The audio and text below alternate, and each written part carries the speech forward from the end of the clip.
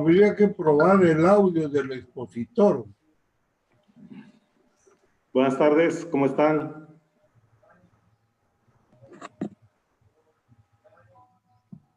Buenas tardes.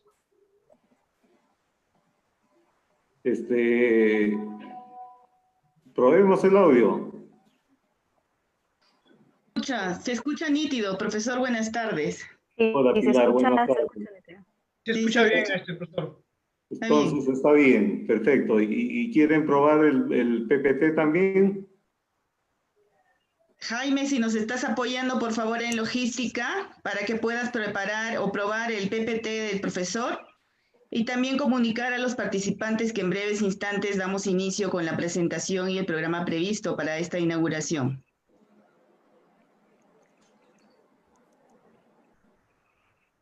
Buenas tardes con todos. Vamos a preparar el PPT. A ver, unos segundos, por favor. Ujú.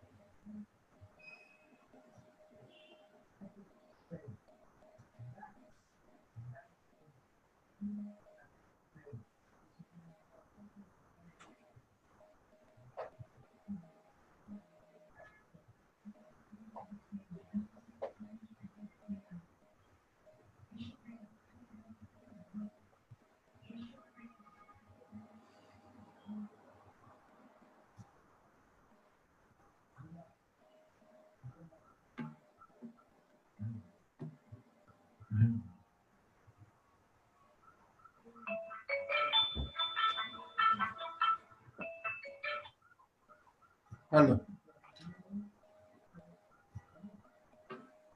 Aló.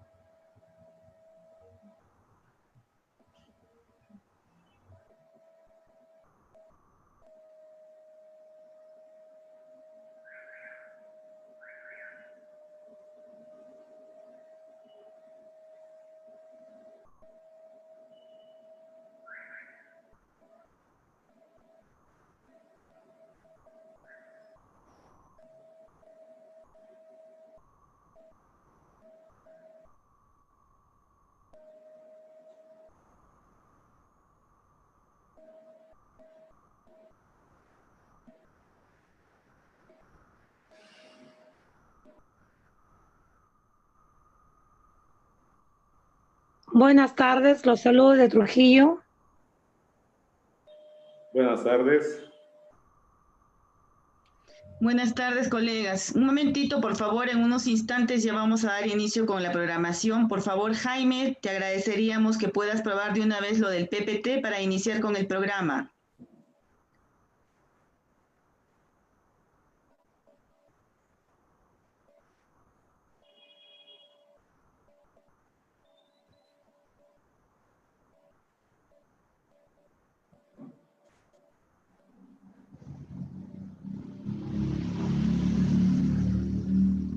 Buenas tardes. Disculpen el tiempo de espera. Estoy viendo el tema del PPT que no lo tenía yo a mano. Un segundo, por favor.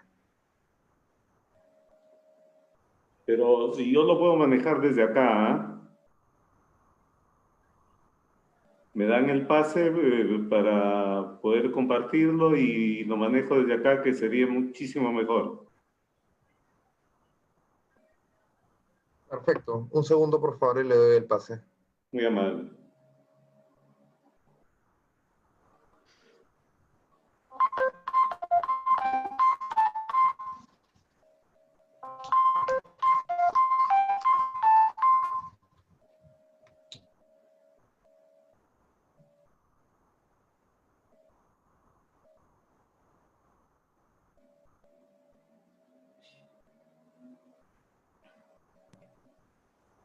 Perfecto, profesor. Buenos días, buenas tardes a todos. Buenas tardes.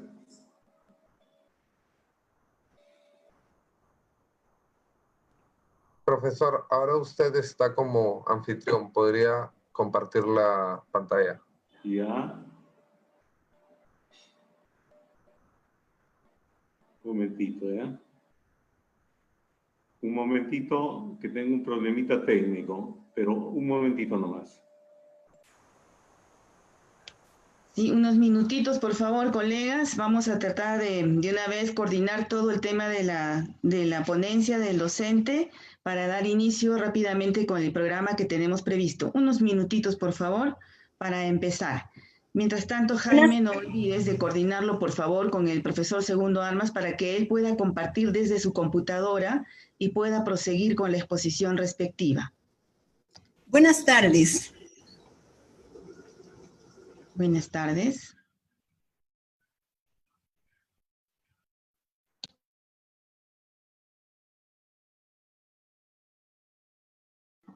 Buenas tardes, profesor Armas. Un gusto saludarlo desde Huamachuco. Yo soy su exalumna y usted es mi padrino de promoción.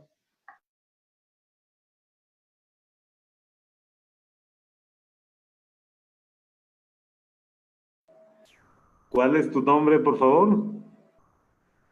Mi nombre es Dolly León. ¿Ah? Dolly León. Usted me enseñó radio. Por supuesto que me acuerdo, Dolly. Qué gusto encontrarte por acá. Igualmente, profesor, un gustazo verlo. Ya le mandaré, si me manda por ahí su teléfono, las fotitos del recuerdo. Perfecto, perfecto. Un abrazo, profesor. Un gusto sí, escucharlo. yo fui padrino de promoción de un grupo conjuntamente con una profesora de acá de Lima también. Claro, la profesora nos enseñaba también el curso de comunicacional y nos enseñaba radio 2. Así es. Sí, Mantilla, Isabel Mantilla. Isabel Mantilla, claro, usted fue la promoción, se llamaba ¿cómo se llama? Vallerriesta. Mi promoción se llamaba el año 97. Claro. Qué pena que se nos fue Alfredo. Sí, murió. Qué pena, bueno. Así es la vida, pues. Profesor Segundo, vamos a suspender esa conversación que tienen ustedes para dar inicio ya con el programa y correcto, empezamos. Dolly, queda pendiente. Ahora sí está todo coordinado para que pueda usted proseguir con su ponencia, entonces nuevamente vamos a saludar a cada uno de ustedes quienes están participando hoy con nosotros. Muy buenas tardes, bienvenidos a este ciclo de conferencias. Quiero saludar también a nuestra decana, Ligia López de Castilla, que nos está acompañando. Asimismo, al profesor Segundo Armas, quien va a ser el ponente de esta tarde. Igualmente, a los colegas de la región, todo el Perú, a los miembros del Consejo Directivo del Colegio de Periodistas a nivel nacional, y también saludar a quienes hoy están participando con nosotros. Reciban este saludo de parte del Consejo Directivo Nacional. Igualmente quiero recordarles que se inicia este ciclo de capacitaciones en conmemoración del Día del Periodista y además del 40 aniversario de creación institucional de nuestro ente deontológico. La conmemoración, el ciclo de conferencias en las que llevamos hoy día tiene el nombre de una periodista y pedagoga reconocida, como es Matilde Pérez Carranza, en honor a su trabajo como fundadora del Instituto y luego de la Escuela de Periodismo de la PECUC, logrando además el reconocimiento por ley de la carrera de periodismo. En ese sentido, esta conmemoración tiene un programa especial, el mismo que inicia el día de hoy y que estará finalizando el próximo 26 del presente mes. Quiero enseguida y rápidamente también hacer la presentación de la decana del Colegio de Periodistas, la licenciada Ligia López de Castilla, para que pueda también dar por inaugurado este importante evento. Antes les quiero pedir, por favor, colegas, que apaguen su micrófono para que no se interrumpa esta presentación del programa. Licenciada Ligia, bienvenida y buenas tardes. Buenas tardes con todos, y con el ponente, evidentemente, el magíster Segundo Armas Castañeda. Es un lujo tenerlo con nosotros.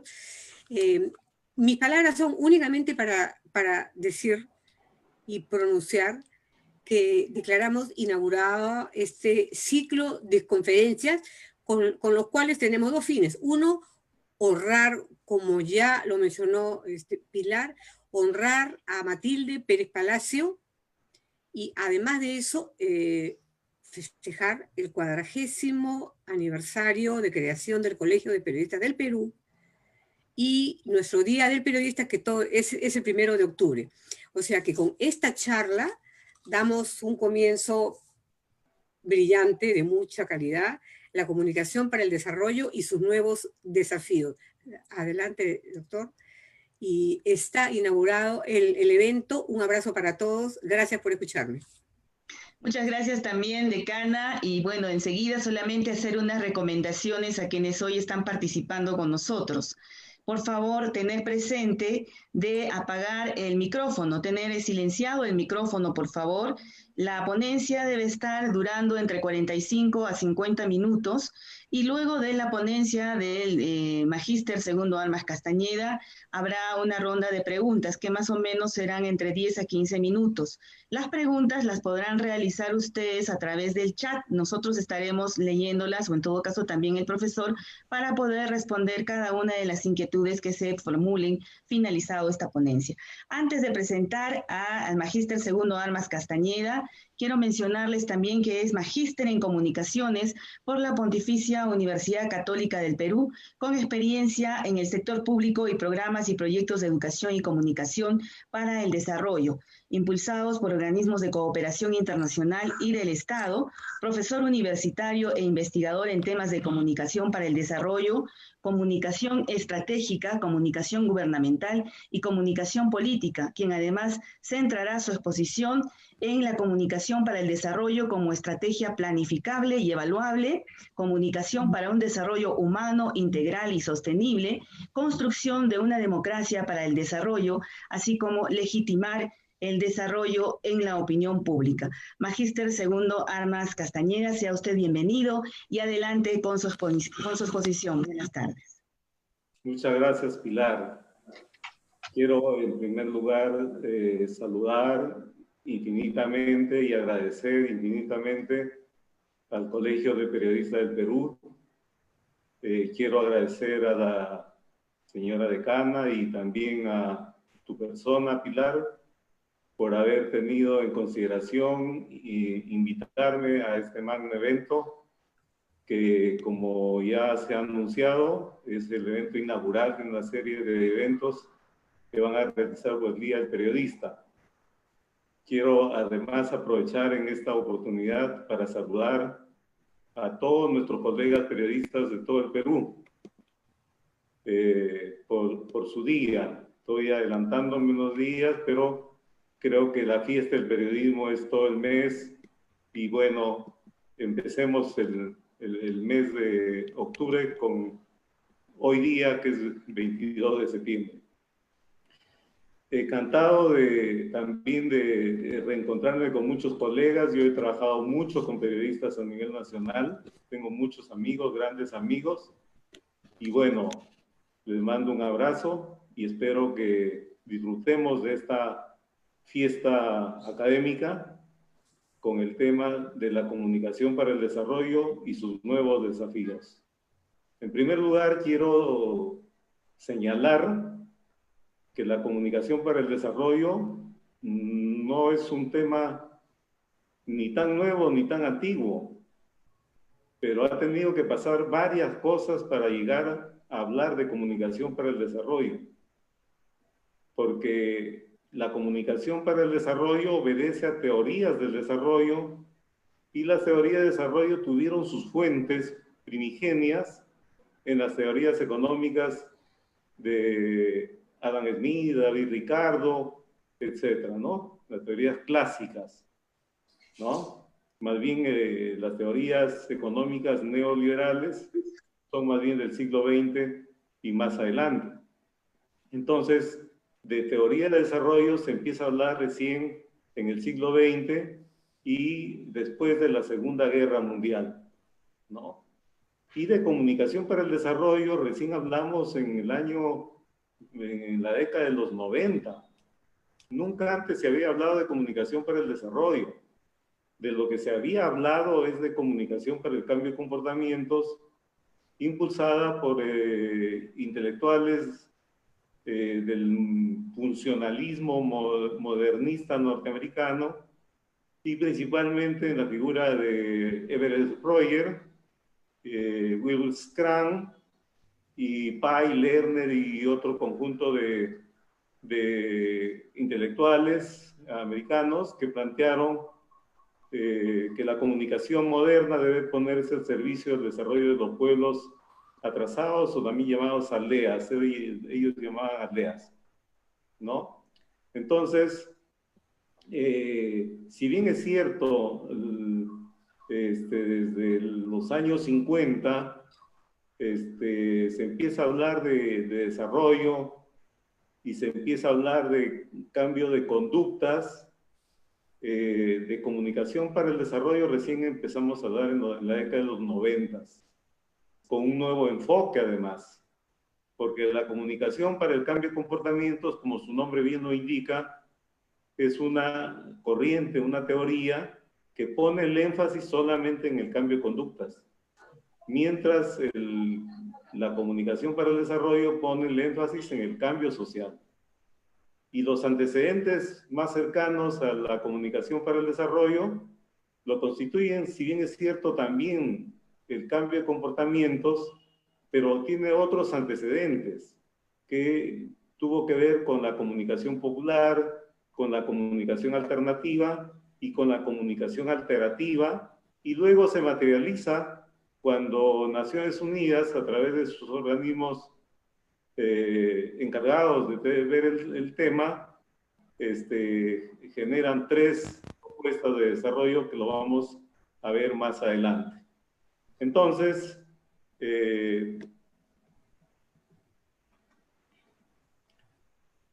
cuando normalmente hablamos de comunicación para el desarrollo, suena un poco lejano el término, porque es muy poco lo que se conoce.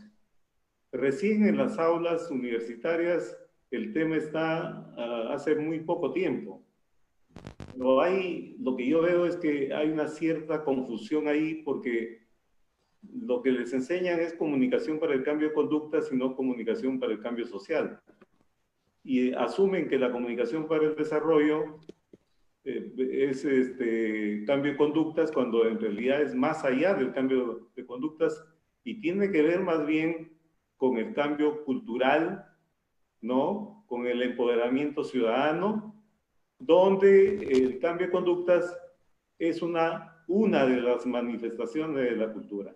Y una pregunta recurrente que siempre me hacen cuando hablo de comunicación para el desarrollo, por poco conocido, poco tratado también, es comunicación para el desarrollo, pero ¿para cuál desarrollo?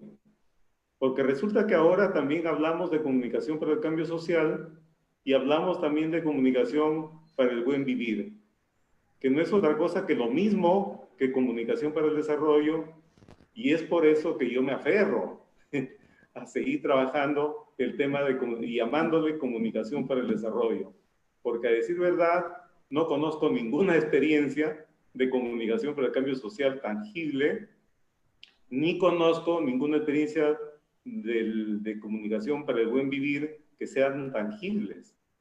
Y yo digo, ¿qué más desarrollo si lo que proponen estos programas de Naciones Unidas son programas máximos que lo vamos a ver un poco más adelante, pero que tiene que ver con la lucha por el hambre cero, por la dignidad de la mujer, por la salud materno-infantil, por lucha frontal contra la pobreza, hasta llegar a pobreza cero, extrema pobreza cero.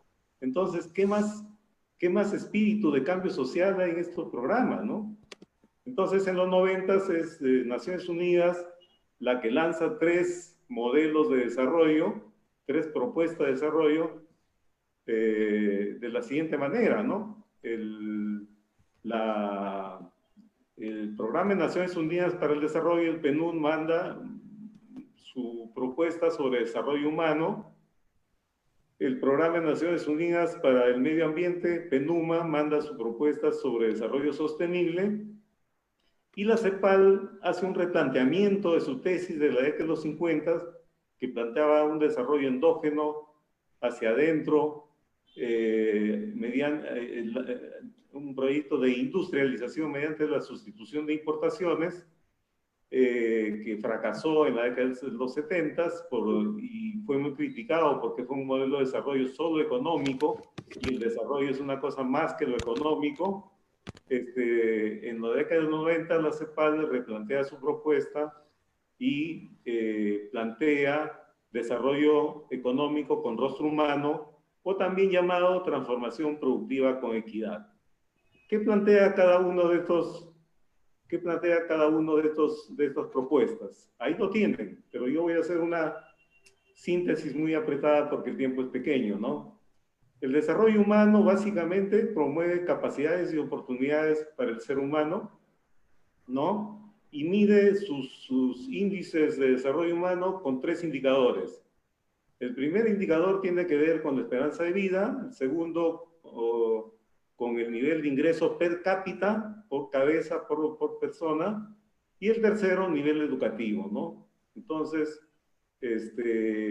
nosotros empezamos el desarrollo humano como desarrollo humano medio, pero las Naciones Unidas nos ha calificado ahora como desarrollo humano alto, lo cual quiere decir que hemos avanzado un poco, ¿no? Entonces, uno de los grandes mentores de esta propuesta al interior de Naciones Unidas es el economista, premio Nobel y filósofo Amartya Sen, que plantea la tesis de desarrollo con libertad. Es decir, no puede haber desarrollo si es que no está acompañada de la libertad que necesitamos los seres humanos para disfrutar plenamente del desarrollo. El PNUMA, por su parte, plantea la tesis de desarrollo sostenible, que en realidad lo que dice es que debemos tener una relación armoniosa con el planeta en este momento. ¿Para qué? Para garantizar la vida de las futuras generaciones. Eso es. Y plantea una triádica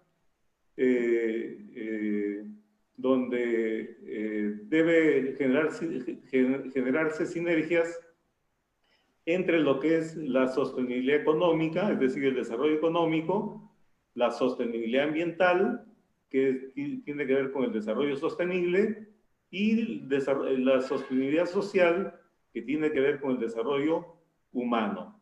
Y el PNUMA ha planteado, después de que el PNUD planteó los objetivos de desarrollo hace algunos años atrás, en el 2016, que se agotó ese proyecto, el PNUMA plantea los objetivos de desarrollo sostenible al 2030, que plantea algo de estas cosas que ya les anuncié: hambre cero, pobreza cero, extrema pobreza cero, atención a la salud materno-infantil, cuidado del medio ambiente, en fin, que es un programa máximo muy interesante y que cada país lo toma en cuenta y elabora sus propios indicadores, sus propias metas. Y en tercer lugar, la CEPAL replantea su tesis los 50 de desarrollo endógeno por un desarrollo exógeno, desde dentro hacia afuera, ¿Por qué? Porque ninguna economía en el tiempo actual, en el tiempo de globalización, es consistente si es que no se inserta dentro de lo que es el mundo globalizado. O sea, ninguna economía resiste si se ve hacia adentro solamente y no ve el mercado y no ve el mundo globalizado. ¿Por qué? Porque hoy día la configuración del mundo ha cambiado. En los tiempos pasados hablábamos de las relaciones internacionales, es decir, las relaciones entre países, y cada país tenía sus propias reglas de juego en relación a precios, a relaciones con otros países, en fin. Pero hoy día no. Hoy día hablamos de las relaciones intranacionales, que no es otra cosa que mirar las relaciones al interior de una gran nación. ¿Y cuál es esa gran nación en los tiempos actuales? Es la nación global. Y la nación global es la que marca las normas y reglas de convivencia en todos los planos y particularmente en el plano económico, ¿no? Entonces es como una gran feria, un gran mercado donde todos los países compiten entre sí, ¿no? Y por eso que se dan alianzas estratégicas y se forman TLCs, alianzas ASPEC y todas esas cosas, ¿no? Y claro, la globalización viene con sus pros y sus contras, ¿no? Pero son relaciones que se dan en el mundo globalizado, ¿no? Y obviamente, rectificándose un poco la CEPAL de lo que planteaba en la década de los 50, plantea la tesis de la reconversión productiva, plantea la transformación productiva con equidad y resume su propuesta señalando que en el tiempo actual hay que aprovechar al máximo las ventajas de las nuevas tecnologías para generar mayor productividad, generar mayor riqueza, y esto es una cosa muy importante por la que fue muy criticada la CEPAL, pero que esa riqueza sea redistribuida equitativamente entre el conjunto de la población. ¿Por qué? Porque en el caso latinoamericano el 15% de la riqueza nacional se concentra en unas pocas manos, y eso genera exclusión, desigualdad y todos los males que tenemos hasta el momento. Y obviamente este modelo que plantea la CEPAL es un modelo exógeno, ¿no? Desde dentro hacia afuera, de cara al mundo globalizado. Y eso es lo oficial que existe, y cuando hablamos de comunicación por el desarrollo, estamos hablando de este desarrollo, que a mí me parece lo más serio. Yo no he escuchado una cosa más seria y más contundente en relación de intención de cambio social o de propuesta de cambio social, que no sean estas propuestas que hace las Naciones Unidas, ¿no? Pero tampoco quiero dejar de mencionar una cosa muy importante.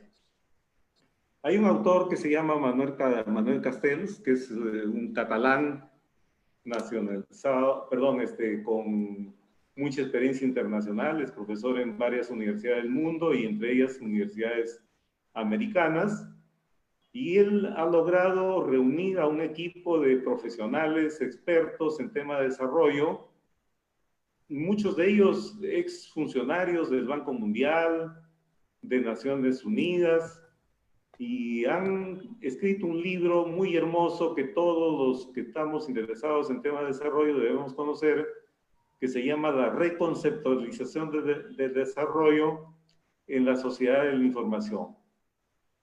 Y ellos plantean un análisis de las experiencias más exitosas en el mundo, de lo que significa el ingreso de los países a la sociedad de la información y del conocimiento. Entre ellos, Finlandia, Estados Unidos, China y Chile y otros países más. Y lo novedoso de este grupo que ha producido este interesante libro en el 2018 es que replantean los indicadores de desarrollo. Pues si el PNUD tenía 3 indicadores, que eran salud, educación y esperanza de vida, ¿no? Estos intelectuales, este grupo de intelectuales piloteados por Castells y Himanen, plantean 3 ejes de indicadores de desarrollo, donde incluyen lo que plantea el PNUD. Esa es la novedad. Y plantean, en primer lugar, el eje del desarrollo informacional, donde cuenta el desarrollo económico, la innovación tecnológica y el uso de la tecnología para aumentar la productividad. Y el segundo tema es todo lo que ha trabajado hasta este momento en Naciones Unidas, donde se incorpora la salud, la educación y el desarrollo social, que no es otra cosa que esperanza de vida, ingreso per cápita y nivel educativo. Y además proponen una cuestión, un tercer eje, que es más bien un eje filosófico, que tiene que ver con los indicadores de vida, libertad y justicia. Y terminan señalando, y esa es su gran conclusión, de que el desarrollo no solamente necesita oportunidades y capacidades, que no solamente necesita libertad, sino el desarrollo implica también el requerimiento de la dignidad. O sea, el desarrollo no solamente es libertad, sino también dignidad. Y dignidad es la recuperación del ser humano en toda su sustancia, en toda su naturaleza. Pues el ser humano es el eje de la vida en comunidad. El ser humano en el desarrollo humano era el principio y el fin del desarrollo. No hay otro objetivo que no sea el ser humano, ¿no? Pero acá, en el tercer eje de indicadores, trabajan estos temas filosóficos para medir los indicadores de vida, libertad y justicia, ¿no? Y añadiendo al desarrollo con libertad que planteaba Amartya Sen, que además tiene un libro titulado así, Himanen y Castells plantean que además de desarrollo con libertad debería hablarse también de desarrollo con dignidad, que no es otra cosa que empoderar al ciudadano para que el ciudadano sea protagonista de sus propios procesos de desarrollo, ¿no? Ok. Luego,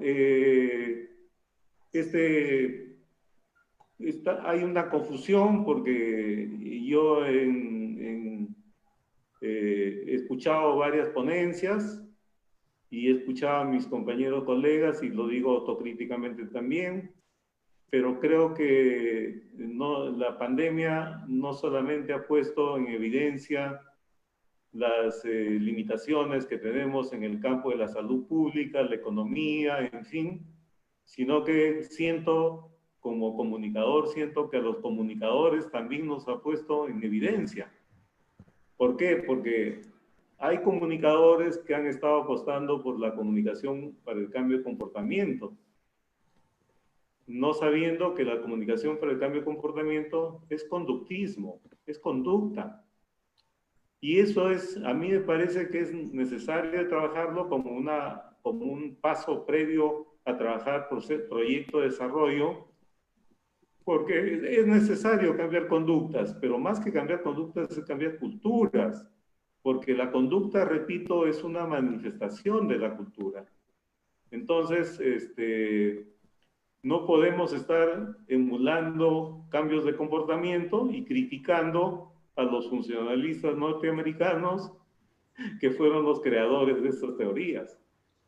Ese es un error, porque hay diferencia. Mientras el cambio de comportamiento solamente se queda en el cambio de conductas, la comunicación para el desarrollo avanza más, porque lo que yo entiendo por comunicación para el desarrollo no es otra cosa que el empoderamiento de la gente, del ciudadano, ¿no? Para que tome sus decisiones y sea el protagonista de su propio destino.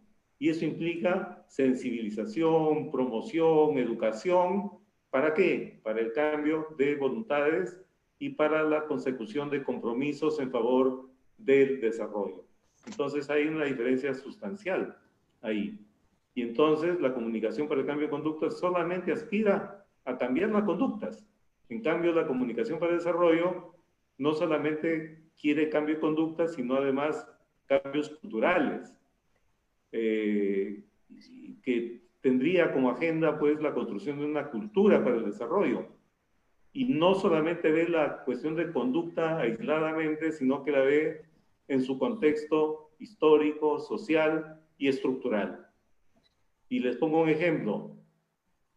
Miren, las sociedades del primer mundo no se preocupan tanto por el tema de la pandemia. ¿Por qué?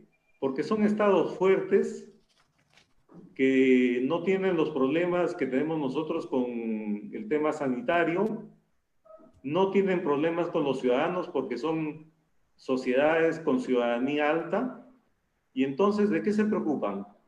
Si el Estado tiene para brindar los servicios a la gente y la gente está concientizada y asume su condición de ciudadanos para cuidarse.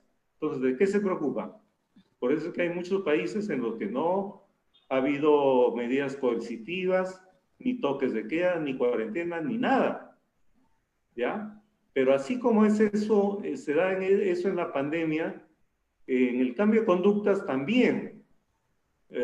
Si un ciudadano de primer mundo se enferma de diarrea, se enferma de infecciones respiratorias agudas o de lo que fuere, mucho tiene que ver con el problema conductual, porque tienen la infraestructura básica necesaria como para no enfermarse. Y si se enferma es porque no está cuidando o autocuidando su propia salud, porque lo tiene todo. Pero yo recuerdo, ahora me dicen que está el ingreso promedio en algunas zonas deprimidas del país, está 5 soles diarios por familia, pero yo recuerdo cuando trabajé en el proyecto de salud y nutrición básica, en el año 99, que visité el barrio, la zona del Lomo de Corvina en Villa El Salvador, y cuando yo les hablé de que hiervan el agua, cloren el agua, o compren agua segura y almacenenla también de manera segura, me contaron su triste historia y realidad de que el ingreso familiar diario era de 3 soles. Entonces, ¿con qué cara le pedimos que cuiden su salud, que practiquen hábitos saludables de salud, cuando en realidad hay problemas estructurales más de fondo? Porque no tienen agua, no tienen desagüe, no tienen empleo, el nivel de ingreso es absolutamente baja y viven en una situación de desigualdad y de exclusión social. Entonces, el cambio de conducta funciona en sociedades, perfectamente digo, en sociedades donde todos esos servicios que tienen que ver con las políticas públicas y con temas más estructurales funcionan de verdad. Pero en países como los nuestros, donde falta eso, no hay que trabajar solo cambio de conducta, sino cambios estructurales. Ahí donde le pedimos a la gente que cambie su conducta, hay que ponerle, el Estado tiene que ponerle, con políticas públicas, los servicios básicos que esa gente necesita. Tiene que generarle el empleo que esa gente necesita. Tiene que generarle las condiciones básicas para que responda un adecuado cambio de conductas, favoreciendo su salud a partir de lo que los organismos internacionales liderados por OMS llegaron al acuerdo en los años 80 a través de la política de promoción de la salud, empoderando al ciudadano y reconociendo la salud como un derecho, pero también como un deber, y empoderándolo al ciudadano para que éste cuide su salud. Entonces, no es lo mismo hablar de comunicación para el cambio de comportamiento que comunicación para el desarrollo. Y yo lo que trabajo es comunicación para el desarrollo, que va más allá del cambio de conductas y que pretende trabajar incidencia política para generar políticas públicas y en general reclama condiciones de vida que puedan ayudar también a ese cambio de conductas para lograr los objetivos estratégicos que nos propongamos. Y eso es lo que está pasando también con la pandemia, y disculpen que haga un paréntesis acá, porque el tema de la pandemia es un problema que nos está llamando mucho la atención, pero mi percepción es que falta enfoque estratégico, ¿no? Porque todas las intervenciones se hacen en 3 niveles: objetivos, estrategias y tácticas. Yo creo que el objetivo está claro: combatir la pandemia. La estrategia no está clara y las acciones van por cualquier lado. Cuando la estrategia no está clara, las acciones son dispersas y no saben a dónde van. Porque cuando hay una estrategia clara, los movimientos de las tácticas ayudan a la consecución de la estrategia. Y yo siempre pongo el ejemplo del ajedrez o el ejemplo del fútbol. En el fútbol, por ejemplo, si el objetivo es ganar, la estrategia es una estrategia ofensiva. Y las tácticas son los movimientos que cada jugador hace adentro de la cancha. Y lo que no está claro es eso. Y no está claro una cuestión fundamental de quién es el público objetivo. Y se están haciendo campañas así como improvisadas para jóvenes, y se están haciendo campañas improvisadas para ciudadanos en general. Cuando en realidad, miren, rápidamente les digo, el ciudadano está representando a la vida, la pandemia representa la muerte, el aliado del ciudadano es el gobierno, no es el protagonista del gobierno. ¿Y quién es el aliado de la pandemia y que está actuando en contra del mismo ciudadano? ¿Quién es? El mismo ciudadano. Desde mi punto de vista es el mismo ciudadano. Pero no son todos los ciudadanos. Son los ciudadanos que entran en desobediencia. Son los ciudadanos que no asumen su responsabilidad ciudadana porque no piensan en el bien común, ¿no? ¿Y qué más? Los problemas estructurales que determinan también la exposición al contagio. ¿Y qué debemos hacer? Yo no he escuchado mejor sugerencia de Sandro Macassi, que es un colega nuestro, decir que lo que hay que hacer es conocer a ese público objetivo, hacer estudios, y esos estudios tienen que estar embarcados en conocer los imaginarios populares, los imaginarios colectivos, y averiguar de cómo piensan y sienten la pandemia, para a partir de ahí tener elementos para generar estrategias más asertivas, ¿no? Entonces, eso es solamente una pista. Yo tengo una reflexión más grande porque el día sábado tengo una charla también con la gente de ICA, con los colegas de ICA, donde voy a desarrollar un poco más y están todos cordialmente invitados. Entonces, entro a los 5 desafíos y los voy a desarrollar muy rápidamente porque el tiempo no gana. Pero no quería dejar de hacer esa introducción. ¿Por qué? Porque eso tiene que estar claro, ¿no? Entonces, los 5 desafíos que tiene la comunicación para el desarrollo son los siguientes. Primero, revalorar el sentido estratégico de la comunicación para el desarrollo. ¿Qué significa eso? Significa que debemos superar esa visión reduccionista. Un momentito, por favor, que estoy sacando esa visión reduccionista y esa visión instrumentalista de la comunicación, de pensar que la comunicación solamente es difusión, ¿no? Y que la comunicación solamente es aquella que pasa por los medios de comunicación. Hay que relacionar es un reto la comunicación con la cultura, porque la comunicación no es transmisión de información, es coproducción e intercambio de sentido entre unos y otros, que asumiendo un rol circunstancial de emisor y receptor, logran esa coproducción e intercambio de sentidos, pero esos roles también son circunstanciales y son intercambiables, ¿no? Entonces, si no entendemos eso, no entendemos bien la comunicación, porque la comunicación tiene que ver con la producción de sentidos, y los sentidos, el universo de los sentidos, tiene que ver con los universos simbólicos. Y la comunicación es básicamente simbólica, porque el capital cultural, el capital social de la comunicación no es otra cosa que el discurso. Y todo lo que se nombra en el mundo tiene significado.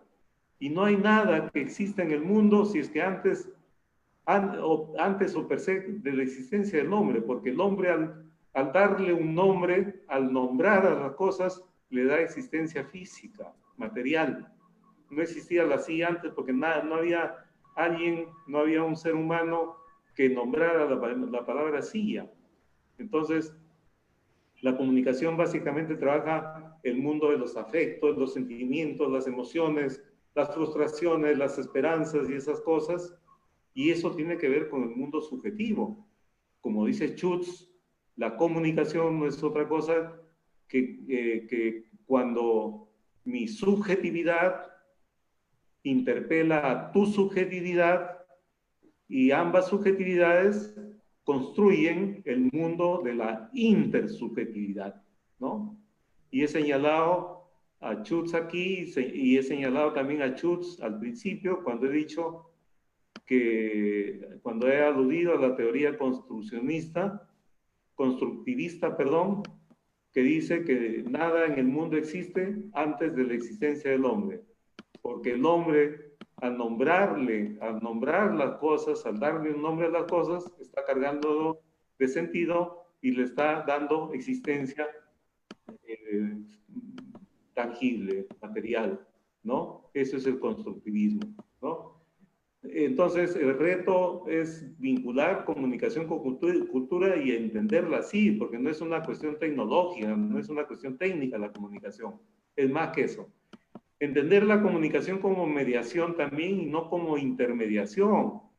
Lamentablemente muchos colegas todavía, porque también yo me miro como comunicador, como periodista, todavía no asumimos nuestro rol de mediación, de mediadores, sino más bien de intermediadores. ¿Y cuál es la diferencia? La diferencia es que cuando uno es intermediador, reemplaza a un actor, y en este caso al público. ¿Para qué? Para negociar con los tomadores de decisiones, con el otro lado. Y muchas veces, inclusive, tenemos algunos colegas que buscan hasta prebendas en ese tipo de relaciones y de negociaciones. Y eso no está bien, porque ese no es nuestro rol. Nuestro rol no es reemplazar a ninguno de los actores. Nuestro rol es más bien un rol mediador, que es el centro medio entre dos actores que interactúan. Y lo que hace el mediador es acercarlos y propiciar todas las condiciones para que conversen, dialoguen y acuerden. Ese es el aporte de la comunicación como mediación. No estamos para reemplazar a ningún actor, sino para acercarlos a los actores para que discutan, conversen y acuerden, porque como dice el dicho popular, hablando nos entendemos. Y eso es lo que necesita hacer la sociedad global en su conjunto. Hablar, comunicarse para entenderse y para llevar la fiesta en paz y en armonía. Y por último, aquí en este primer punto, la comunicación como espacio, yo rápidamente les digo que la comunicación como espacio tiene 3 peldaños. El espacio de la comunicación sirve para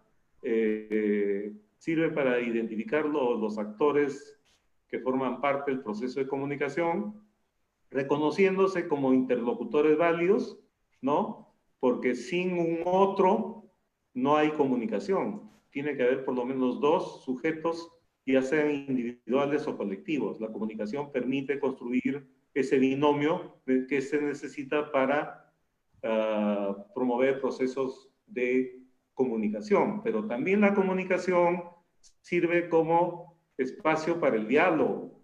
Es fundamental. Sin diálogo no hay comunicación, y la comunicación se construye a partir del diálogo, del debate, de la confrontación de ideas. Ahora, cuando uno discrepa con alguien, se le declara enemigo, y eso es un error. Yo soy parte de una generación bisagra entre el siglo XX y el siglo XXI, y en mi generación del siglo XX nos reuníamos los estudiantes universitarios para discutir temas y polemizar temas en el Patio de Letras de San Marcos. Y ahí nos hemos formado, discutiendo, polemizando, pero en ningún momento la discusión de ideas, la pelea entre ideas, afectaba nuestras relaciones interpersonales.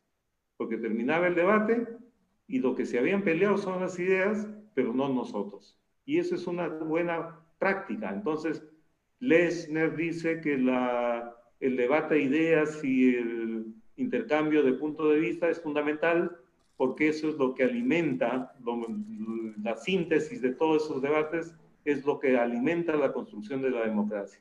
Y finalmente, la comunicación como espacio es válido porque el resultado de estos debates y de estas ideas es que salen los acuerdos y los consensos y se construyen los sentidos sociales que nos permiten organizarnos y movilizarnos en torno a un sentido común, lo que Rousseau llamaba el contrato social, que no es otra cosa que el acuerdo, los acuerdos, las normas y reglas básicas de convivencia social para que una nación, una cultura sea desarrollada. Es el primer desafío. El segundo desafío, le he puesto algo así como la comunicación como recurso que puede ser planificable y evaluable.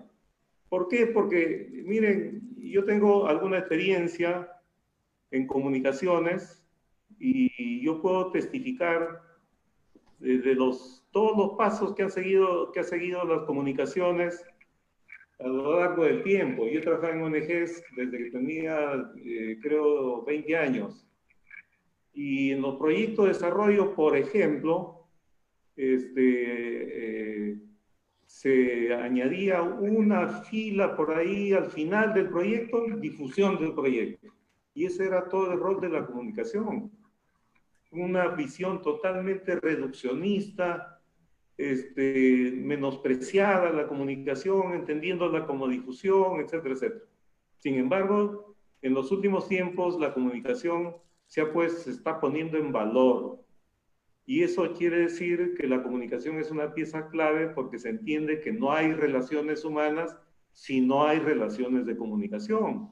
Entonces la comunicación es un factor importante en la vida social, tal como lo dice Herbert Mead, que la comunicación es el eje de la vida social, porque sin comunicación no hay sociedad y sin sociedad tampoco hay comunicación.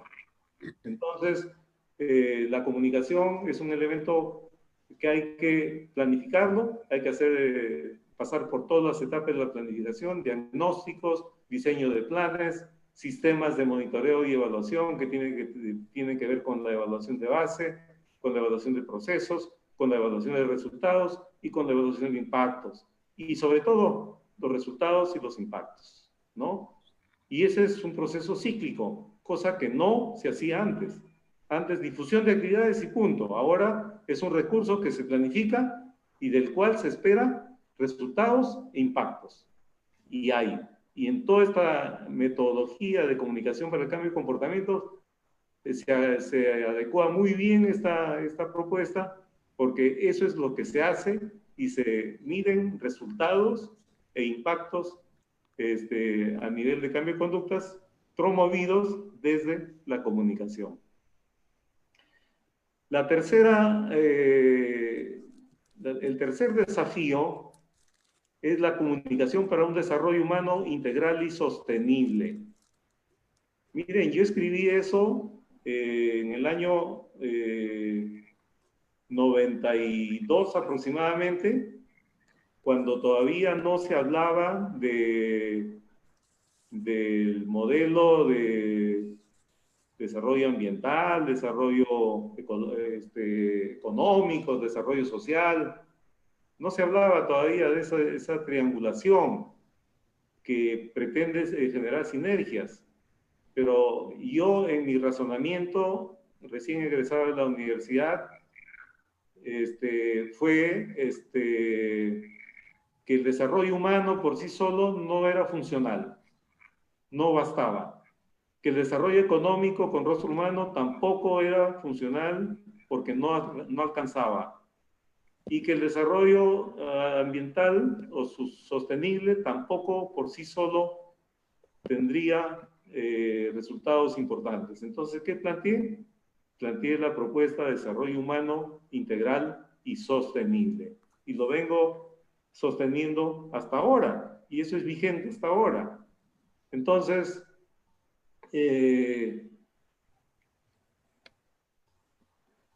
planteé la propuesta de desarrollo humano integral y sostenible, que no es otra cosa que un trabajo sinérgico, que es un trabajo coordinado, que es un trabajo en lo cual cada uno pone su cuota, ¿no? Y genera sinergias para alcanzar objetivos comunes. Es decir, la esperanza de vida no podemos hacerla más sostenible si es que no trabajamos en conjunto todas las propuestas que tenemos sobre el desarrollo.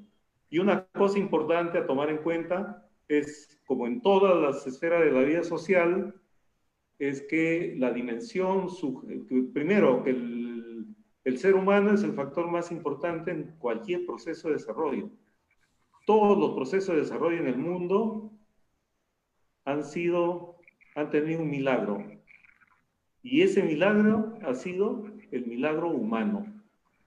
Ni los millones de dinero que se puede invertir en desarrollo, ni nada, son más poderosos, tienen más fuerza que aquella que tiene que ver con la voluntad y la disposición y la decisión de los ciudadanos de salir adelante. Pero no es el ciudadano en sí solo, en sí mismo. Es el ciudadano, pero la dimensión subjetiva del ciudadano.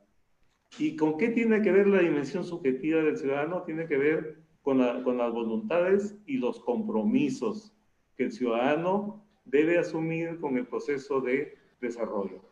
Entonces, la dimensión subjetiva del desarrollo, que es el ámbito tan natural, la subjetividad es el ámbito natural del trabajo de la comunicación, es clave. ¿Por qué? Porque ahí es donde la comunicación florece, porque de eso se ocupa la comunicación, y especialmente la comunicación para el desarrollo. El tercer desafío tiene que ver con la comunicación para perdón, estamos repitiendo el cuarto. El aporte de la comunicación a la construcción de ciudadanía y democracia. Miren, mi análisis sociocomunicacional, político de los acontecimientos de la pandemia me lleva a concluir en tres cosas, ¿no? Que si no indagamos en generar respuestas desde el gobierno y la ciudadanía en tres aspectos, no vamos a salir de la pandemia, y la pandemia no habrá venido a visitarnos, sino a quedarse con nosotros para siempre. Uno de los temas es el ámbito cultural, eso de los imaginarios culturales, eso de cómo la gente que se expone al contagio, eso que la gente piensa y siente acerca de la pandemia.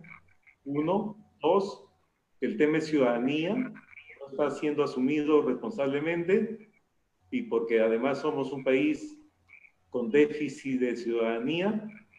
Y tercero, las condiciones estructurales que están empujando, que están contribuyendo a que la gente se exponga a la pandemia y sea contagiada, llegando incluso hasta la muerte. Entonces, para mí, el tema de la democracia y la ciudadanía son dos ejes fundamentales. Y hoy día he publicado un artículo que lo escribí hace algunos años, que lo he publicado en LinkedIn, que lleva este mismo título, pero que está un poco más desarrollado. Y hablo de que el gran desafío de la comunicación para el desarrollo es construir ciudadanía. ¿Por qué? Por lo siguiente. ¿Por qué es tan importante la ciudadanía en el desarrollo de un país? Esa es la pregunta. Pues bueno, hay muchos tratados, en fin, sobre el tema de la ciudadanía. El maestro Sinesio López, nuestro amigo Sinesio, ha trabajado muchas obras dedicadas al tema de la ciudadanía, pero poco caso creo que también le hacen, ¿no? Pero ¿por qué es importante la ciudadanía y cómo la concibo yo? La ciudadanía yo la concibo, principalmente la divido en cuatro peldaños. Y tomo en cuenta un texto de Hannah Arendt, muy bonito, que lo recomiendo, que se llama La condición humana. Entonces, yo identifico un primer nivel del desarrollo humano al que llamo yo individuo.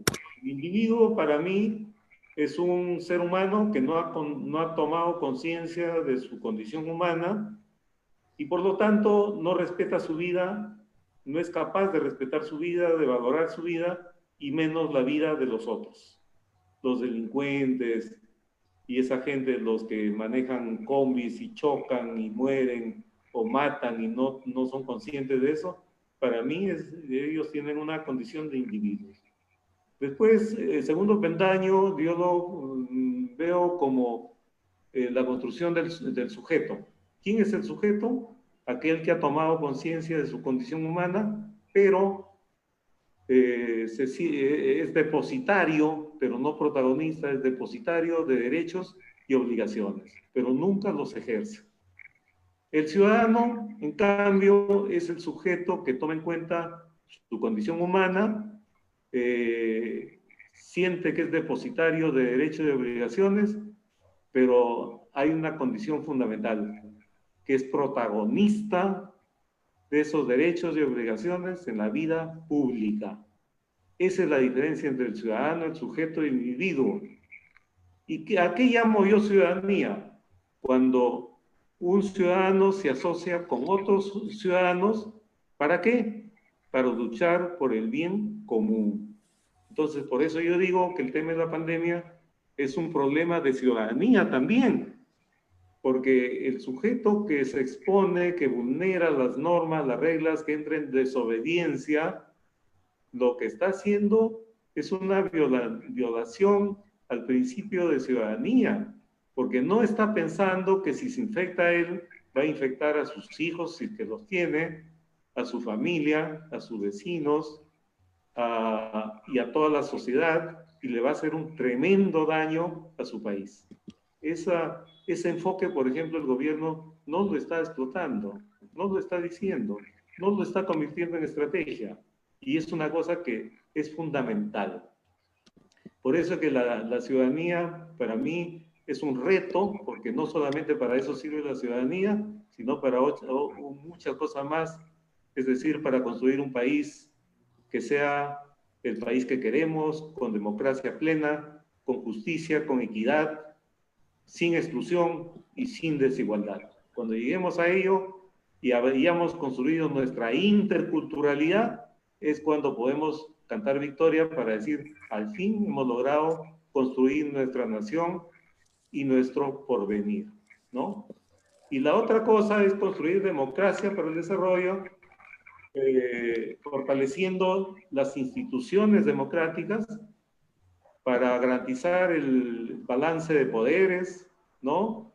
porque las instituciones democráticas son las columnas vertebrales del Estado. Si no tenemos instituciones democráticas, el Estado no existe. Y si las tenemos coartadas, tampoco existe, como ya hemos tenido experiencias anteriores, ¿no? Entonces, ahí hay un reto enorme de fortalecer las instituciones democráticas como base del sistema de la democracia, como sistema de convivencia humana. En este punto también, en la necesidad de promover el diálogo social y la concertación. ¿Por qué? Porque si queremos construir una sociedad, una cultura grande, queremos generar una sociedad avanzada, no lo podemos hacer si no es a través del mecanismo del diálogo social y de la concertación. Si no dialogamos y si no concertamos, que implica poner de parte cada uno de los actores que están dialogando, jamás vamos a construir un país dialogante que conversando se entiende y emprende proyectos comunes. Jamás. El diálogo social y la concertación es fundamental para construir nuestra hoja de ruta, nuestro proyecto país, de acá a 20, 30, 50 años, porque yo por lo menos no sé hacia dónde va el país después del bicentenario, que creo que está más o menos claro, pero de ahí para adelante no hay un relato país. Tenemos una ausencia de propuestas, de ideas, y nadie actualiza ese tema. Nadie le da bola. Yo escribí un artículo para un libro que se publicó en Argentina con Mario Riorda y Omar Rincón, y le hice un artículo porque así me lo pidieron, además, que le llamé Perú entre las obsesiones míticas y el metarrelato del país que queremos. Y termino interpelando a la clase política, a los intelectuales, etcétera, para que nos pongamos a trabajar en ese país que queremos, en ese proyecto país que queremos, que nos pongamos a trabajar en esa hoja de ruta, que nos pongamos a trabajar en el relato país, en el relato del país que aspiramos y que queremos, y no en el relato del país que se nos venga de imprevisto, ¿no? Pero hay un problema ahí. Eso no se puede hacer si no construimos nuestra interculturalidad, porque ciertamente hemos avanzado en reconocer que somos un país multicultural, pero la multiculturalidad pasa solamente por reconocer que somos diferentes, pero y lo que comúnmente diríamos juntos pero no revueltos, reconociéndonos que somos diferentes. La idea es que estemos juntos y revueltos e inmersos en un proyecto común, donde todos tengamos los mismos derechos y todos aspiremos a un objetivo programático común de mediano y largo plazo. Eso no hay. Y construir nuestra interculturalidad va a ser muy complicado y nos va a tomar muchos años. ¿Por qué? Porque en la lucha independentista lo que pasó fue un cambio de mano de poder. Los españoles cedieron el poder a sus hijos nacidos en suelo americano. Y los criollos, hijos de los españoles nacidos en suelo americano, no supieron representar los intereses de toda la nación.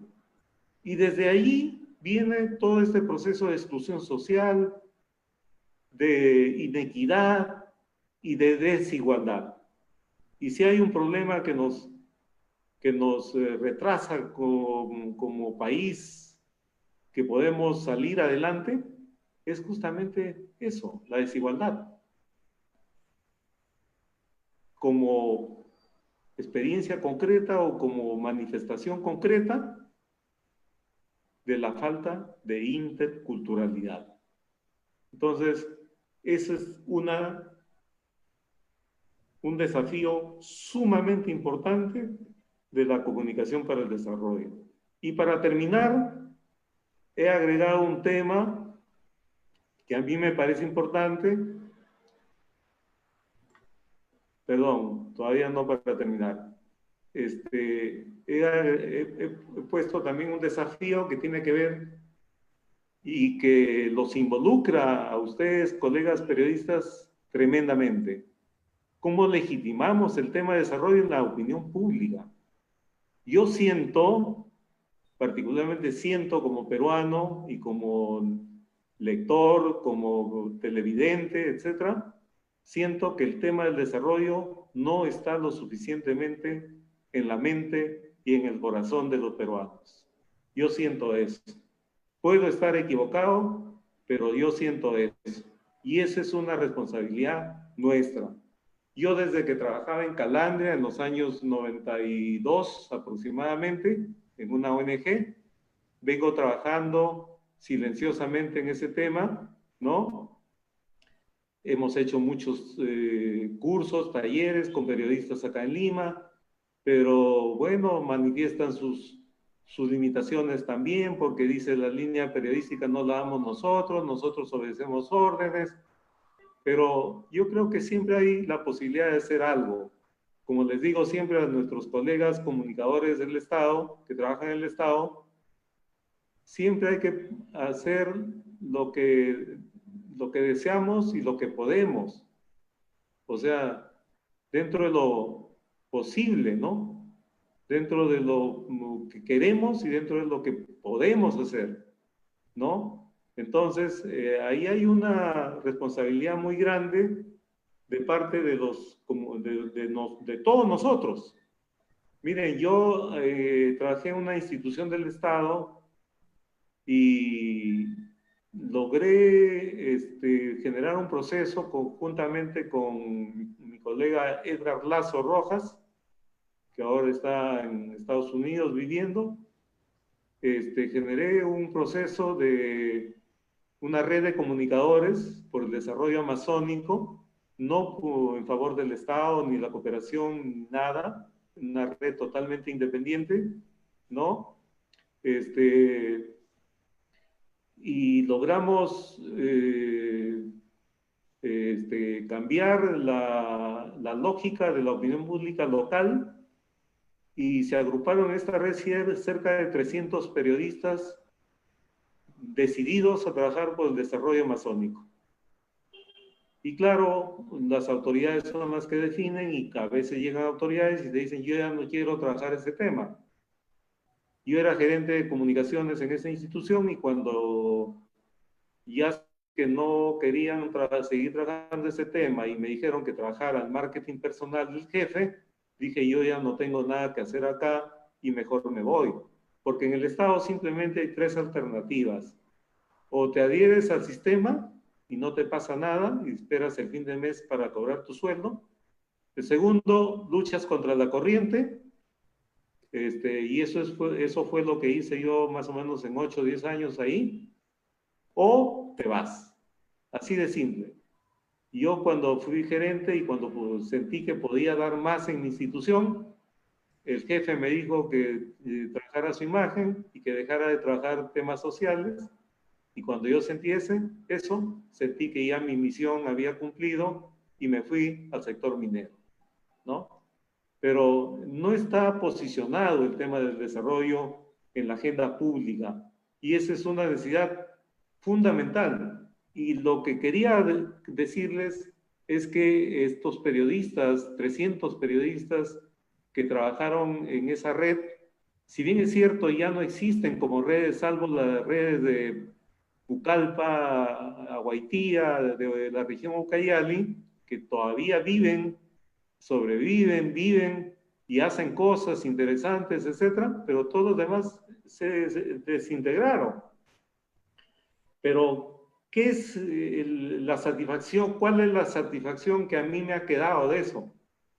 La satisfacción es que esos periodistas han internalizado el concepto del desarrollo y siguen trabajando desde una perspectiva de desarrollo. Eso es posicionar el tema del desarrollo. Y yo, con un equipo de gente, logramos hacer ese trabajo con colegas periodistas de la selva, ¿no? Entonces, ese es un tema muy importante, generar un desafío para el desarrollo, y hay que valernos de experiencias valiosas. Quiero resaltar la experiencia de Granja Porcón en Cajamarca, que es una experiencia que debe ser imitada en todas las zonas altoandinas, como lo es Granja Porcón, porque eso fue un proyecto impulsado por la Cooperación Técnica Belga, el gobierno regional y la Universidad de Cajamarca, y transfirieron el proyecto a una comunidad evangélica, y la comunidad evangélica, tratando de construir su paraíso terrenal, organizó todo en función de la creencia religiosa, haciendo recordar de un libro de Max Weber del protestantismo religioso y el espíritu del capitalismo, y han salido adelante, no saben cómo. Es una comunidad próspera que tiene turismo, alojamiento, tienen restaurante, tienen ganadería, tienen producción lechera, tienen productos lácteos, tienen piscicultura, tienen aserradero, tienen madera, tienen colegio, tienen niños bien nutridos y han distribuido el trabajo equitativamente de acuerdo a la edad que tiene cada persona, al sexo que tiene cada persona. O sea, todo está organizado en función de los mensajes bíblicos. Y es una comunidad pujante y en desarrollo. Si eso se repitiera realmente en todos nuestros valles altoandinos, donde está localizada la mayor pobreza y extrema pobreza, realmente seríamos un país diferente. Y quiero aquí rescatar algunos autores de la opinión pública, por ejemplo, Noel Newman nos habla de la espiral del silencio para decir simplemente que hay gente que guarda su opinión porque tiene temor a ser rechazado por el grupo de referencia en el cual se desenvuelve, pero que hay tantas personas que se guardan su punto de vista que al final constituyen una espiral del silencio, que son decisivas en la toma de decisiones cuando se trata de tomar decisiones. Eso mismo podríamos generar una espiral de silencio para legitimar la propuesta de desarrollo en la agenda pública. Hannah Arendt, en su libro La condición humana, nos habla de los antiguos y los modernos, y como dice ella, y hay que rescatar eso para el desarrollo, porque el desarrollo es la búsqueda del bien común, del interés público. Ella dice que los antiguos buscaban ingresar a la vida pública para servir al bien común y alcanzar la trascendencia de dioses. Miren, qué es lo que el ser humano en esa época quería, ¿no? Ingresar a la vida pública para servir el bien común y hacerlo bien y alcanzar la trascendencia, trascender como ser humano hasta alcanzar la dimensión de dioses. En cambio, dice Hannah Arendt, los modernos entran a la política simplemente por pura vanidad y para satisfacer no intereses colectivos, intereses comunes, bien público, sino intereses particulares. Y ese es el reflejo de lo que tenemos en la política peruana, latinoamericana y mundial seguramente, ¿no? Porque prima el interés particular sobre el interés general, y yo digo que hay en ese sentido una mala práctica política, ¿no? Porque la política ha dejado de ser política para convertirse en apolítica, en el sentido de que la política ha perdido su esencia, su razón de ser. La política es la búsqueda del bien común, no la búsqueda del bien particular.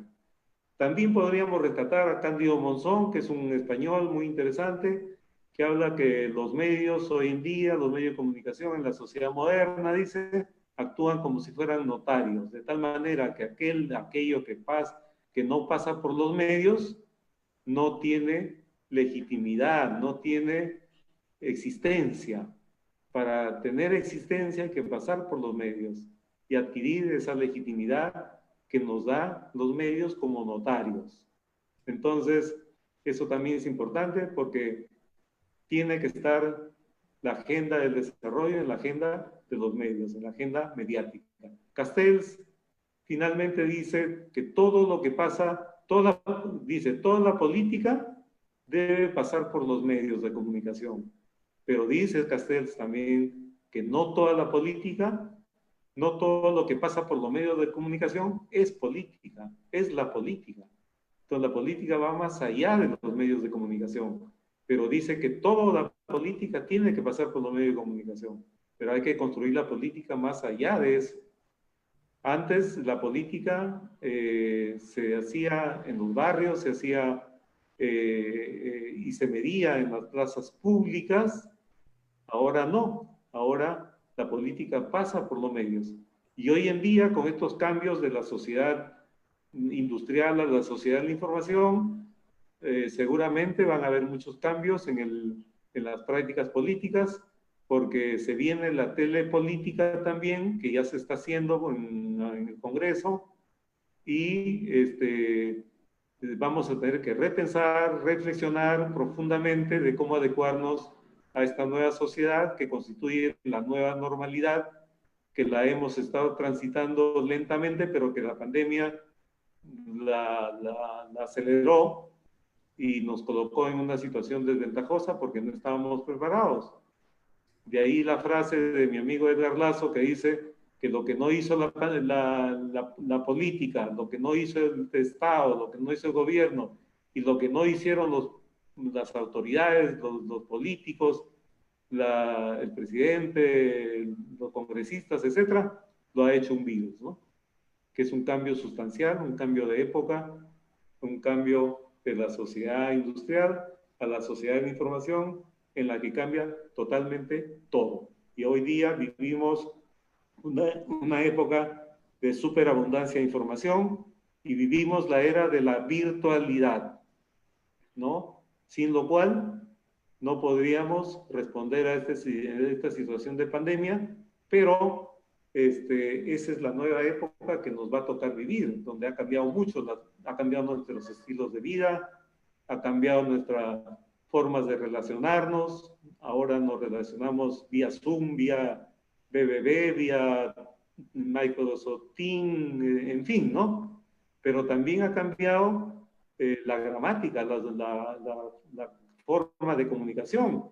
La gramática, hay una economía del lenguaje, por ejemplo, hay otros íconos, hay otros signos, en fin, ha cambiado mucho la sociedad y eso hay que tomarlo en cuenta cuando hablamos de posicionar la opinión pública, el desarrollo en la opinión pública y pensar también en los medios nuevos, las redes sociales y todos los espacios que van a comprender la nueva vida en la sociedad de la información y el conocimiento. Y finalmente, algo que ya les adelanté. Corinita. Entonces creo que ya terminó. Tengo una conferencia. No, pero si es corto hablamos. Ligia, cierra tu micrófono, por favor. Sí, lo escuchamos, profesor. Lo usamos para el proyecto de ley. Eso es todo en realidad, ¿no? Me sirvió. Creo que el tiempo está ojalá que salga la ley. Ojalá pero preguntas, sería muy rico establecer un diálogo profundo sobre este tema que es tan importante para el país. Gracias. Sí, profesor, le agradecemos infinitamente por su participación y efectivamente, como lo habíamos dicho hace un momento al inicio de esta exposición, se iban a formular las preguntas por el chat. Así es que voy a leer la pregunta que hace Ramiro Moreira Portilla, Gem dice, ¿cree usted que si el gobierno peruano desde el inicio hubiera planteado una verdadera estrategia de comunicación para el desarrollo en esta pandemia, no tendríamos esas catastróficas estadísticas? ¿Cómo debió ser planteada en síntesis? A ver, yo creo que el gobierno ha cometido algunos errores, entre ellos, por ejemplo, cerrar la frontera muy tarde. Creo también que el gobierno ha hecho sus esfuerzos, o sea, el hecho que no haya acertado en sus estrategias no quiere decir que no ha trabajado. Ha trabajado. Ha destinado el 12% del PBI para el tema y ha hecho una serie de otros esfuerzos. Pero claro, las guerras, las batallas se ganan con estrategia. Y esto es una guerra. Cuando la estrategia no está bien, no logramos nada, no logramos el objetivo.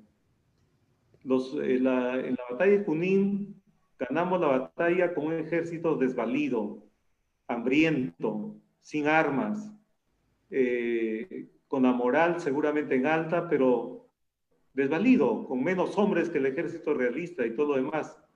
¿Por qué ganamos? Por la estrategia. ¿Y cuál fue la estrategia? Atacar por la retaguardia de sorpresa. Eso no ha habido acá. Yo creo que las estrategias no son recetas, como muchos comunicadores pretenden hacerlo. He escuchado a muchos comunicadores decir, hay que hacer una guerra mediática, hay que hacer segmentación de públicos, hay que trabajar campañas en costa, sierra y selva. Esas son recomendaciones de estudiante de comunicación de quinto ciclo, porque son recomendaciones generales. Las estrategias no salen así. Las estrategias salen cuando hay análisis técnico y político. Por eso digo, si la estrategia tiene que estar focalizada en un público objetivo, no podemos trabajar una estrategia de comunicación sin tener público objetivo, porque no es como salir a cazar palomas en la oscuridad y ver qué cosa cae, pues, ¿no? Pues no está focalizado. Esos son disparos al aire, son disparos a la deriva. Y eso es lo que ha fallado. Miren, yo cómo entiendo los enfoques de estrategia que el gobierno ha implementado. Lavado de manos, póngase máscara. ¿Qué cosa es eso? Es una estrategia tecnicista de cambio de conductas, de hábitos saludables. Es una estrategia técnica que no le ha dado resultados porque no alcanza los resultados políticos. 1. 2. La estrategia de la complicidad. Adivinando un poco, ¿no? Que no seas cómplice de lo que va a pasar después. Un poco como que insinúa el tema de ciudadanía, pero no es exactamente. No hay una intencionalidad de trabajar ciudadanía ahí. Y por último, bueno, no por último, también ha trabajado estrategias coercitivas. No salga de la casa, toque de queda, ¿no? Solo en este horario, solo para esta... Ya, también, que no ha funcionado.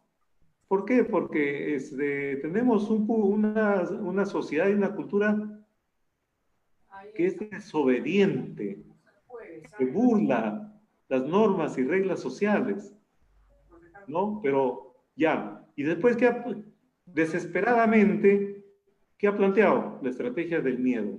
Para mí, esa estrategia está condenada a fracasar. Y yo no le entiendo más que una estrategia desconcertada. Por eso es que yo, mi ponencia de sábado con los colegas de ICA, le he llamado una pandemia omnipresente, porque está en todos lados, un gobierno desorientado, ¿no? Y una ciudadanía ausente. Entonces, con eso lo que quiero decir es que las estrategias han sido mal enfocadas, lo que está fallando es la estrategia. ¿Y por dónde buscar la estrategia? Por lo que ya dije. Buscarlo por el lado de los imaginarios y primero identificar el público objetivo que está jugando a favor de la pandemia como aliado y en contra del ciudadano mismo, paradójicamente. Segundo, investigarlo. ¿Qué investigar? ¿Cómo está pensando y sintiendo la pandemia? O sea, la cultura. La cultura es eso. La cultura es cómo siento y pienso el mundo. Y cómo esa forma de pensar y sentir el mundo me permite establecer un tipo de relación con el mundo. Entonces hay que indagar en eso. ¿Qué están pensando esas personas que entran en desobediencia y que se exponen al contagio? Hay que investigarlos. Y Sandro Bacassi ha planteado estudios para eso, y eso me parece muy correcto, muy, muy correcto. Y yo lo felicito a Sandro en ese sentido, y me siento muy orgulloso de ser su amigo y colega. Y después, ¿qué hay que hacer? También hay que buscar qué factores estructurales están actuando en contra de estos conciudadanos que se están exponiendo a la pandemia, y en gran parte no solamente son la precariedad sanitaria, sino también pues son las condiciones de vida. Es el desempleo, es el nivel de ingreso, es la falta de servicios, de agua, desagüe, etcétera, y seguramente otras cosas más. Entonces, de esa manera, que es un análisis político, no es un análisis técnico, yo creo que al gobierno le puede salir con estos enfoques una estrategia mucho más armada. Y para mí ya el hecho mismo de identificar quién es el público objetivo ya es un golazo. ¿Por qué? Porque ya tiene un primer acierto estratégico. Si eso no hace, realmente vamos a tener pandemia para hoy, para mañana y seguramente para un buen rato. Bien, yo no profesor. tengo recetas, ni nadie tiene recetas. El que se atreve a dar una receta debajo de la mano, porque he escuchado, como le digo, guerra informativa, campañas segmentadas, ¿no? Recuperar la indolencia juvenil, ¿no? Etcétera, etcétera. Pero todas son ideas improvisadas, no son ideas que surgen de un diagnóstico científico realista, riguroso, y que te da elementos de juicio suficientes para pensar la estrategia. La estrategia no es un juego al azar.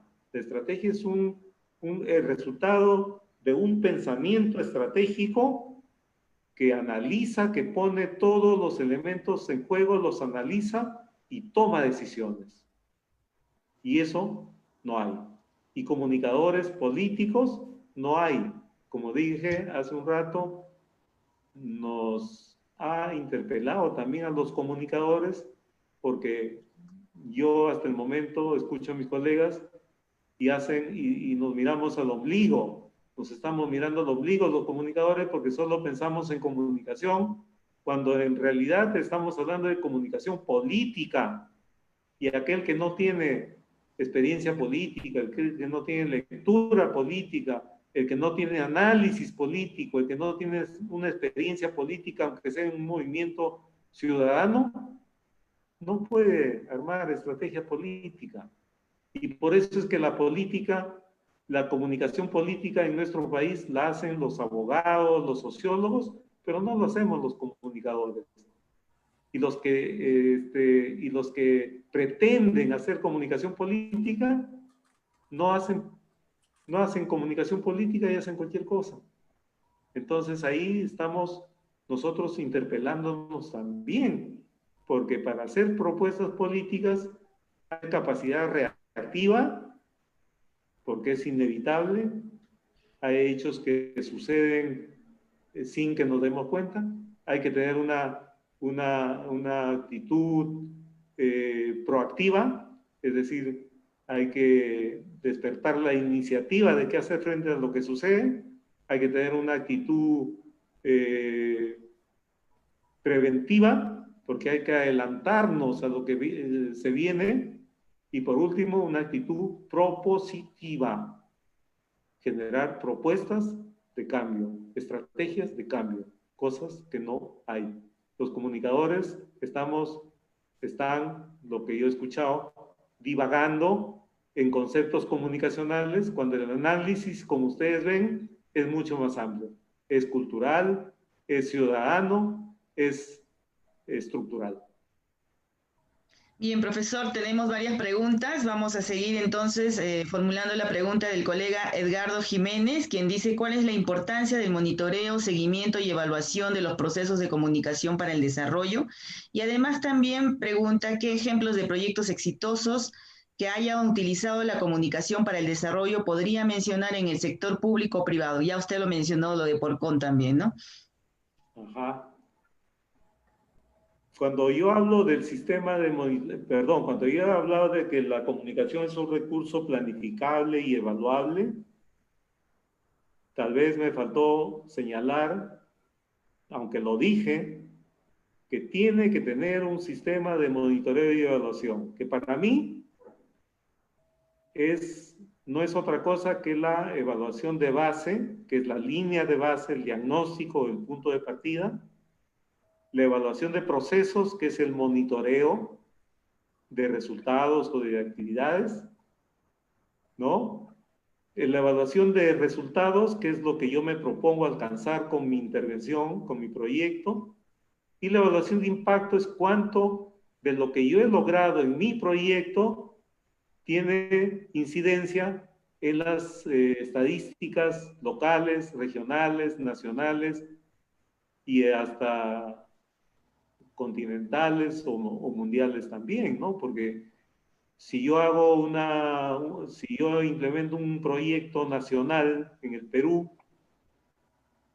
fácil puedo proyectar el impacto de ese proyecto en las tasas del tema que ha trabajado el proyecto a nivel de América Latina.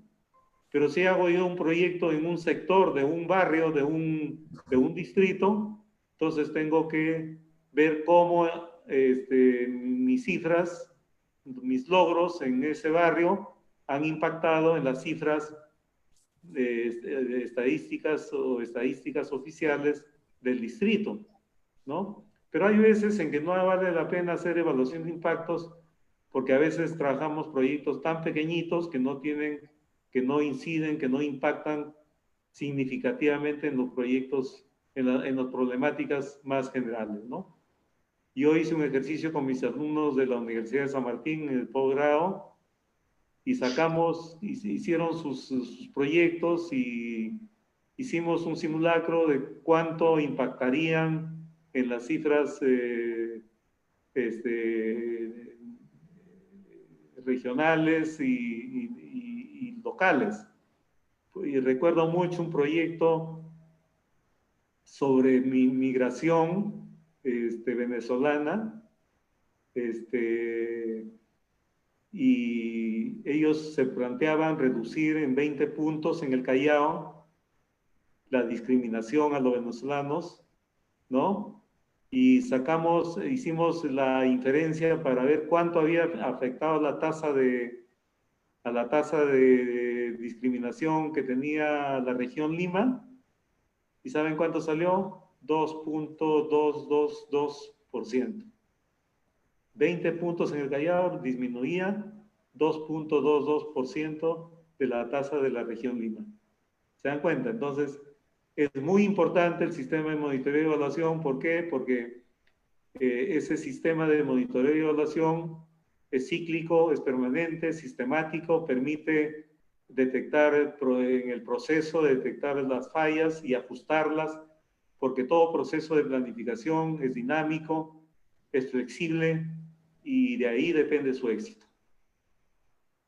Y experiencias, Porcón es una. Lo que les conté de la red de comunicadores en Devida es otra. Y les puedo contar miles de experiencias, pero eso nos va a tomar mucho tiempo. Tal vez podamos hacer un evento con el colegio para contar experiencias de comunicación para el desarrollo exitosas. Claro, ¿por qué no? O no exitosas también, porque hay que aprender de los errores también. ¿Es cierto?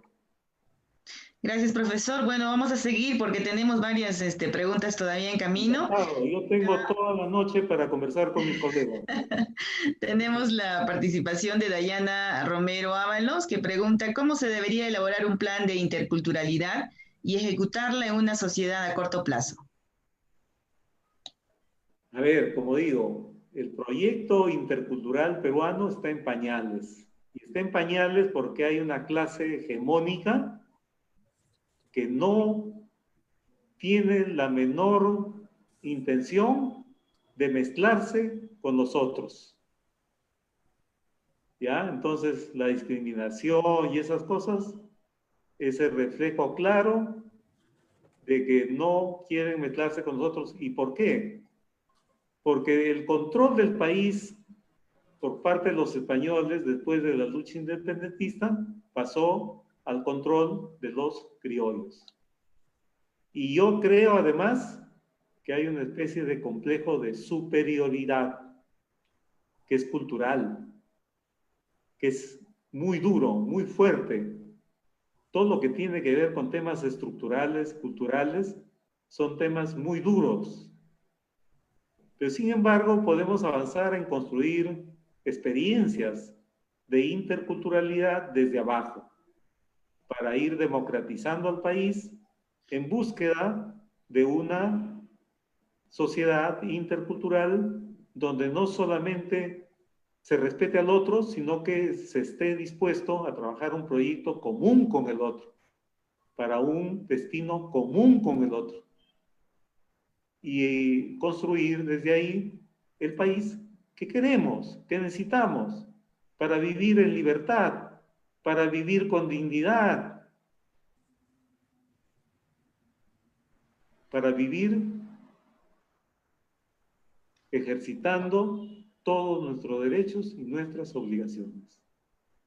Entonces, sí se puede hacer un proyecto de interculturalidad, pero la interculturalidad, desde mi punto de vista, no es un tema autónomo, aislado. Es un tema transversal. Desde mi punto de vista es transversal, porque es un enfoque, y los enfoques son transversales siempre. Y para trabajar eso necesitamos tener una estrategia de trabajo multidisciplinario, interdisciplinario y transdisciplinario. Lo multi porque hay que estar varias disciplinas que tienen ahí algo que ver. Lo interdisciplinario, la interacción entre esas disciplinas. Y lo transdisciplinario es lo que amarra todo lo que se trabajó interdisciplinariamente, de manera transversal. Entonces, el enfoque intercultural es un enfoque transversal y hay que incorporarlo en la medida de lo posible a todos los proyectos, así como se está integrando la perspectiva de género y a buena hora en todos los proyectos sociales, así también debería integrarse el enfoque de interculturalidad en todos los proyectos sociales. Y debe formar parte de nuestro proceso formativo. ¿Por qué?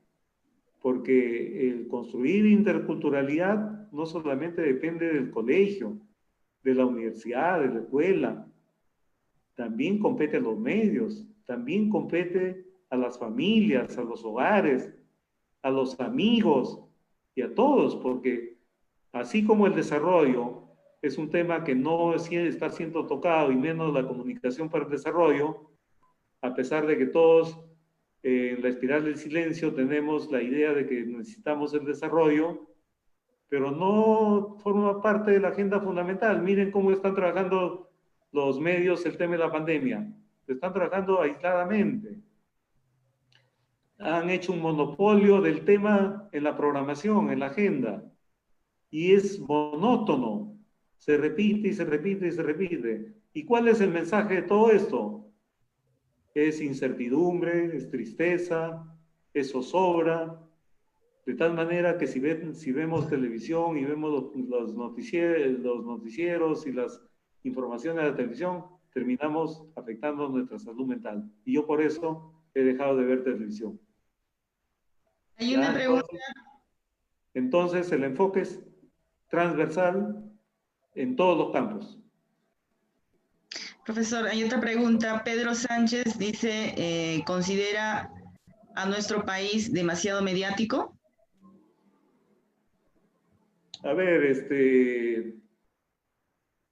no sé si es el Pedro Sánchez que yo conozco, pero si es, mis saludos a Pedro, de la CNR.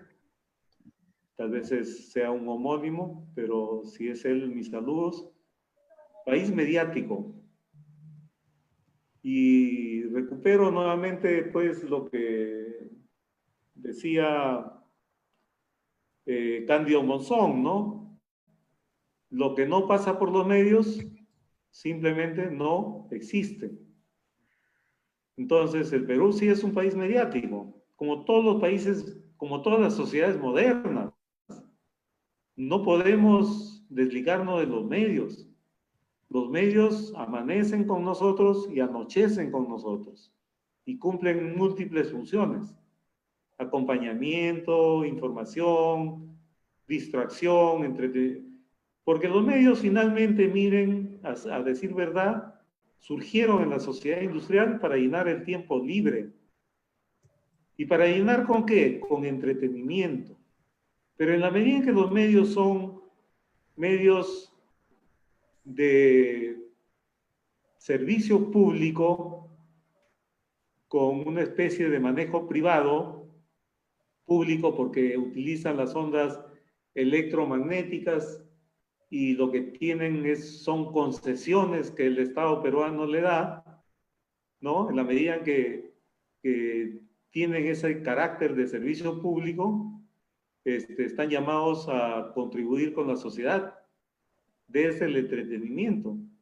Pero son empresas privadas que tienen que también solventar sus gastos y generar utilidades, porque esa es la razón de ser de la empresa privada.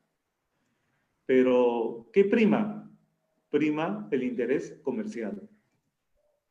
Entonces, lo que reclamamos, hubo un tiempo en que las ONGs y toda la gente alternativa reclamaban los medios que sean medios educativos, y los medios se reían en nuestra cara para decirnos, pero nosotros no somos medios educativos y no vamos a reemplazar la escuela, y tenían mucha razón.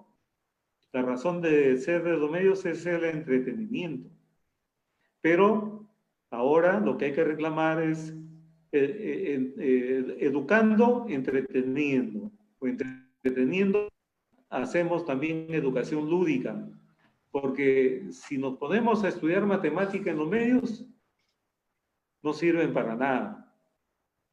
Pero si trabajamos valores transversales en los programas, en las programaciones, valores, digo yo, que son valores para la vida y no para memorizarse una fórmula matemática, estaremos formando y contribuyendo nuevos seres humanos. Entonces, yo creo que sí es indispensable en las sociedades modernas, y no hablo del Perú solamente, esa convivencia con los medios de comunicación, ¿no? Ahora se da con mayor intensidad, cada vez aparecen más líderes de opinión, y es una época de un exceso de libertad, diría yo, porque, por ejemplo, las redes sociales permiten decir lo que quieren y todo el mundo es libre ahí y no hay ningún tipo de control que debería haberlo, porque a veces se mancillan honras y nadie actúa y hace nada, ¿no? Pero creo que las sociedades modernas son sociedades eminentemente mediáticas. No podemos escaparnos de esa realidad. Y más aún que ahora hablamos de lo que Castells hablaba en sus tomos, en sus 3 tomos de la Sociedad Red, cuando hablaba de los no lugares. Porque fíjense, yo estoy acá en Lima, seguramente mi colega Pilar está en Huaraz, no lo sé, y muchos de ustedes estarán distribuidos en todo el país. Entonces no hay un lugar fijo. es el espacio del no lugar, pero todos estamos conectados y estamos interactuando en tiempo real. Y a mí me parece macanudo porque nos ahorra un montón de cosas, ¿no? Porque esta reunión, por ejemplo, presencialmente hablando, nos demandaría muchísimo esfuerzo, muchísimos recursos y muchas cosas más.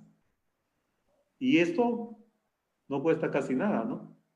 Salvo la inteligencia y la tarea que han desarrollado nuestros organizadores, que nos han dado esta tribuna tan interesante para estar en contacto y compartir nuestras experiencias y nuestro punto de vista, ¿no? Sí. Profesor, dos últimas preguntas, ya para finalizar. Catherine Flores hace la pregunta, ¿cree que es viable desarrollar proyectos a corto plazo con un enfoque hacia la comunicación integral en las organizaciones sin fines de lucro? ¿Podría repetir, por favor, Sí, Pilar? ¿cree que es viable desarrollar proyectos a corto plazo con un enfoque hacia la comunicación integral en las organizaciones sin fines de lucro? Ya, yo voy a hacer una observación que de repente no va a caer bien, pero les pido disculpas si es que no cae bien. Todos tenemos derecho a equivocarnos, pero también a decir lo que pensamos, lo que sentimos. Miren, yo he trabajado en una ONG que fue pionera aquí en el Perú.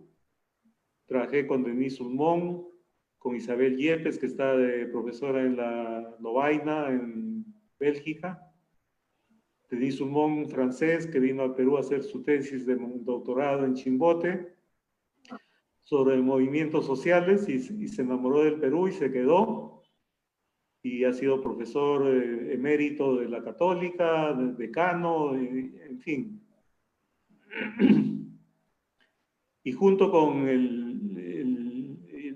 otras instituciones como DESCO y otras, ATC, la Asociación Trabajo y Cultura, fue una institución pionera, fundada en 1979, fecha a partir de la cual yo empecé a trabajar ahí, primero como asistente, después como trabajador a tiempo completo y después como directivo y como socio.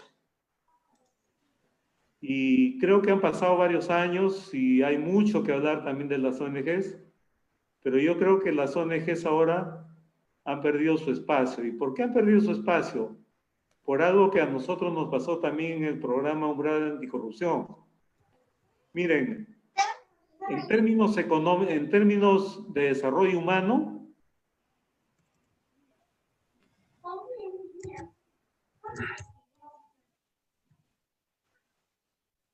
Hola.